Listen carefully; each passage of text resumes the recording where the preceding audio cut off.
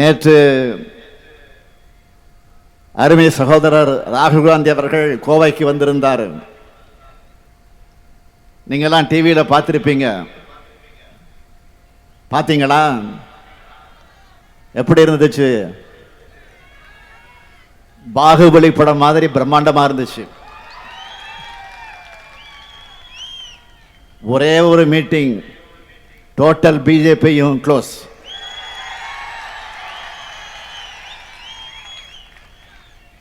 சகோதரர் ராகுல் காந்தி அவர்களுடைய ஒரு நாள் வருகையே பிரதமர் மோடியோட மொத்த பிரச்சார பயணத்தையும் காலி பண்ணிடுச்சு. தமிழ்நாட்டு மக்களை உண்மையான அன்பால மட்டும்தான் ஆள முடியும்னு ராகுல் காந்தி நிரூபிச்சிட்டார். சகோதரர் ராகுல் பேச்ச எல்லோரும் கேட்டிருப்பீங்க.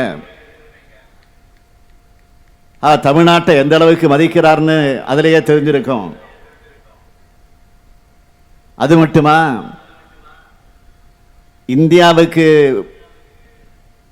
இந்தியாவை பற்றிய புரிஞ்சிக்க தனக்கு வழிகாட்டியாக இருக்கிறதே தமிழ்நாடும் தமிழ்நாட்டு வரலாறும் தமிழ்நாட்டு அரசியலும் தான் சொல்லி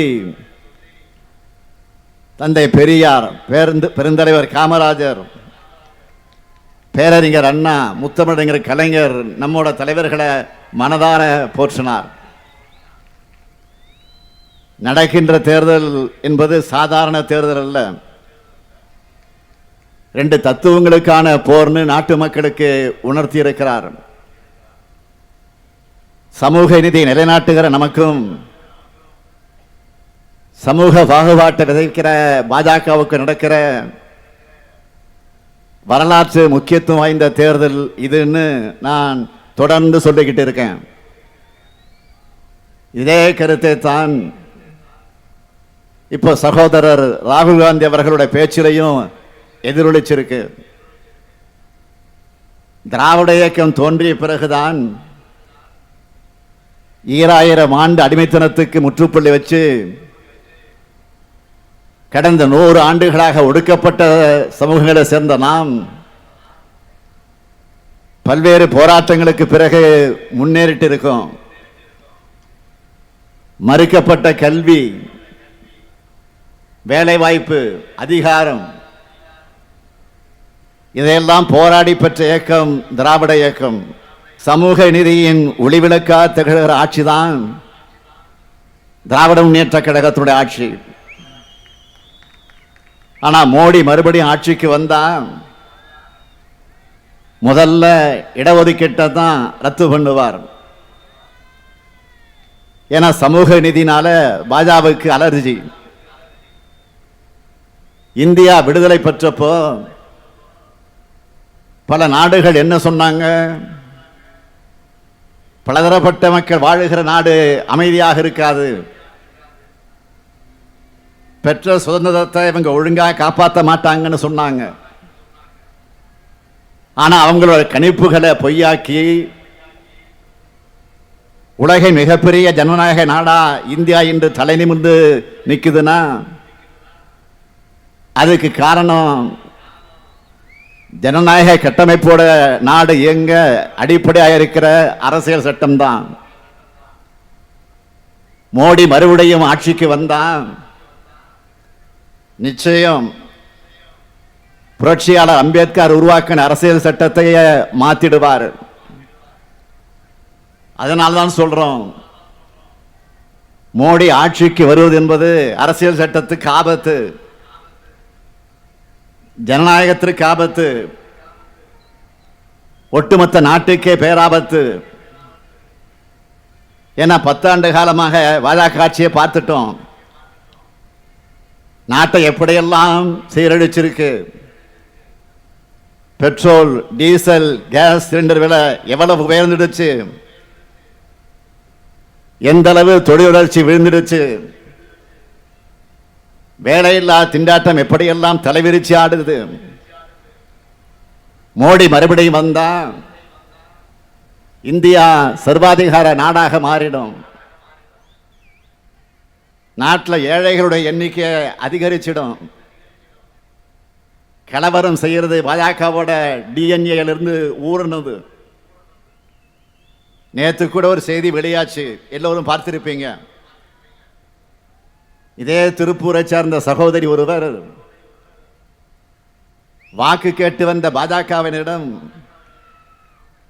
ஜிஎஸ்டி தொடர்பா ஒரு கேள்வியை கேட்டிருக்கார். இதனால் ஆத்திரமடைஞ்ச பாஜகவினர் அந்த சகோதரியை கடுமையாக தாக்கியிருக்காங்க. இதுதான் பாஜக மக்களை மதிக்கிற லட்சணம். இதுதான் பாஜக பெண்களுக்கு கொடுக்கிற மதிப்பு. மக்களை மதிக்காம அதிகாரத்தும் இல்லை, அராஜகங்களும் கலவரமும் செய்கிற பாஜக திருப்பூரை மணிப்பூர் ஆக்கிடுவாங்க. மொத்தத்தில் மோடியும் பாஜகவும் வீட்டுக்கு கேடு, நாட்டுக்கும் கேடு. அமைதியான இடத்துல தான் தொழில் வளரும், தொழில் வளர்ச்சி இருக்கும், நிறுவனங்களை நடத்த முடியும். பாஜக போன்ற கலவர கட்சிகளை உள்ளே விட்டா அமைதி போயிடும், தொழில் வளர்ச்சி போயிடும், நிறுவனங்கள் நிம்மதியாக நடத்த முடியாது. இப்படி நாட்டை பாழ்படுத்தி அதலவாதலத்துக்கு தள்ளின பாஜகவையும் மோடியும் வீட்டுக்கு அனுப்ப இந்திய மக்களோட ஆதரவோட உருவாகி இருக்கிறது தான் இந்தியா கூட்டணி. மோடி ஆட்சிக்கு வர்றதுக்கு முன்னாடி புதிய இந்தியாவை உருவாக்குவேன்னு சொன்னார். ஆனால் அவரோட 10 ஆண்டுகள் ஆட்சியில் என்ன மாதிரியான இந்தியாவை உருவாக்கி இருக்கிறார்? ஒரு புள்ளி விவரம் சொல்றேன். பட்டினியால் தவிக்கிற நாடுகள் பட்டியலில் 125 நாடுகளில் இந்தியா 111வது இடத்துல இருக்குன்னு உலகளாவிய பட்டினி குறியீட்டு புள்ளி விவரம் சொல்லுது. இது எவ்வளவு பெரிய அவலம்! அடுத்து பாஜக ஆட்சிக்கு வந்தப்போ இந்தியாவோட கடன் 58 லட்சம் கோடி ரூபாய். இப்ப எவ்வளவு தெரியுமா? 155 லட்சம் கோடி ரூபாய். இதுதான் பாஜக ஆட்சியோட நிதி மேலாண்மை லட்சணம். மோடி ஆட்சிக்கு வந்தப்போ டாலருக்கு நிகரான இந்திய ரூபாயுடைய மதிப்பு 59 ரூபாய். இன்று 84 ரூபாயாக நம்ம நாட்டு பணத்தோட மதிப்பு சரிஞ்சிருக்கு. இந்த வீழ்ச்சி தான் மோடியின் சாதனை. மோடி ஆட்சியில் பத்திரிகையாளர்கள் நிம்மதியாக நடமாட முடியுதா? ஊடக நிறுவனங்களால் நிம்மதியாக செயல்பட முடியுதா? தங்களுக்கு கட்டுப்படலைன்னா ஒட்டுமொத்த அந்த நிறுவனங்களை விலைக்கு வாங்கி பத்திரிகையாளர்கள் மேல் அடக்குமுறையை ஏவுறாங்களே. உண்மையை எழுதுகிற பத்திரிகையாளர் சிறையில் அடைக்கிறது, அவங்கள படுகொலை செய்யப்படுறதை வேடிக்கை பார்க்கறதுன்னு பத்திரிகை சுதந்திரமே பறிக்கப்பட்டிருக்கு. அதோட விளைவு தான் இன்னைக்கு ஊடக சுதந்திரத்தில் 180 நாடுகளில் 161வது இடத்துல இந்தியா இருக்கு. நம்மோட பழம்பெரும் ஜனநாயகத்துக்கு எவ்வளவு பெரிய அவமானத்தை ஏற்படுத்தி இருக்காரு. மோடி சொன்ன புதிய இந்தியா இவர் ஆட்சியில் எப்படி இருக்கு? 32 விழுக்காடு மக்கள் ஊட்டச்சத்து குறைபாட்டோடு இருக்காங்க. 44 விழுக்காடு மக்கள் சமையல் எரிவாயு பயன்படுத்தல. 30 விழுக்காடு மக்களுக்கு அடிப்படை சுகாதார வசதியே இல்லை. 41 விழுக்காடு மக்களுக்கு வீடுகள் இல்லை. இப்படித்தான் இருக்கு மோடி சொன்ன புதிய இந்தியா. விலைவாசி எந்த அளவுக்கு போயிருக்கு? மோடி ஆட்சியில் தானியங்கள் விலை 54 விழுக்காடு அதிகமாயிடுச்சு. பால் பொருட்கள் விலை 53 விழுக்காடு அதிகம். எண்ணெய் விலை 48 விழுக்காடு அதிகம். காய்கறி விலை 48 விழுக்காடு அதிகம். மருத்துவ செலவுகள் 71 விழுக்காடு அதிகம். கல்வி செலவுகள் 60 விழுக்காடு அதிகம். இதெல்லாம் தான் மோடி சொன்ன வளர்ச்சியா? 10 ஆண்டுகளா பெரும்பான்மையோடு ஆட்சி செஞ்சும் மோடி கொடுத்த வாக்குறுதிகள் எதையும் செய்யல.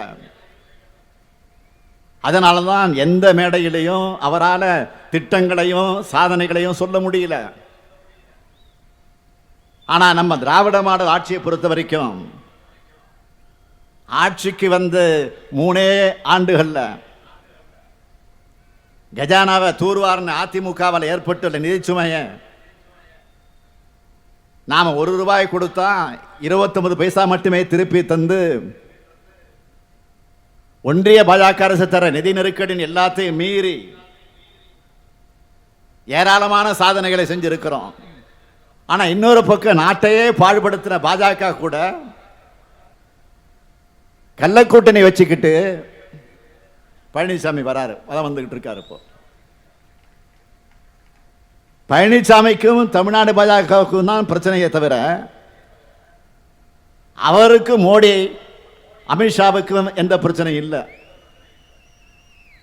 யார் விசுவாசமான அடிமை என்பதில் தான் வேணும்னா இவங்களுக்குள்ள சண்டையா இருக்கலாம். ஆனால் எந்த காலத்திலும் பிரதமரை எதிர்த்து ஒன்றிய பாஜகவை எதிர்த்து பழனிசாமியால் கட்சி நடத்த முடியாது, அரசியல் நடத்த முடியாது. ஏன்னா சசிகலாவிடமிருந்து பன்னீர்செல்வத்தை பிரித்து தர்மயுத்த நாடகம் நடத்த வச்சதே பாஜக தான். சசிகலா சிறைக்கு போன பிறகு முதலமைச்சரான பழனிசாமியை தங்கள் பக்கம் கொண்டு வந்ததும் பாஜக தான். இரு துருவங்களாக இருந்த பழனிசாமியும் பன்னீர்செல்வத்தையும் ஒன்று சேர்த்ததும் பாஜக தான்.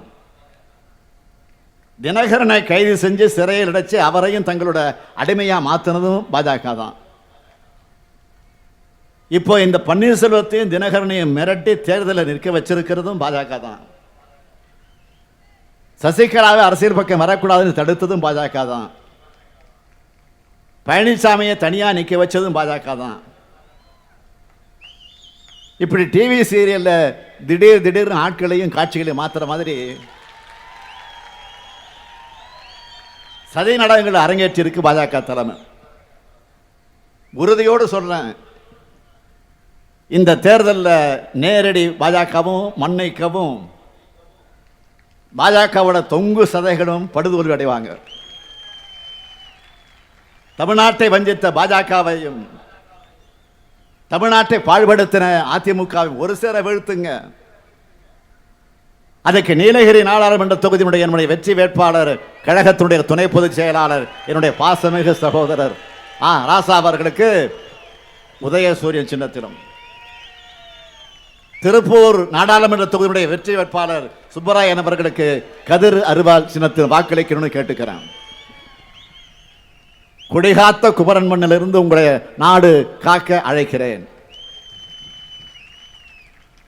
உங்கள் வாக்கு இந்தியாவை காக்கட்டும், உங்கள் வாக்கு தமிழ்நாட்டை காக்கட்டும், உங்கள் வாக்கு இந்த நாட்டு மக்களின் எதிர்காலத்தை காக்கட்டும். பாசிசத்தை வீழ்த்த இந்தியாவை காக்க உங்கள் ஸ்டாலின் அழைக்கிறேன். நாடும் நமது, 40 நமது, நாடும் நமது, 40 நமது. சொல்லுங்க, நாடும் நமது, 40 நமது. வேகமா, நாடும் நமது, 40 நமது. சத்தம் பத்தாது. நாடும் நமது, 40 நமது. நன்றி, வணக்கம்.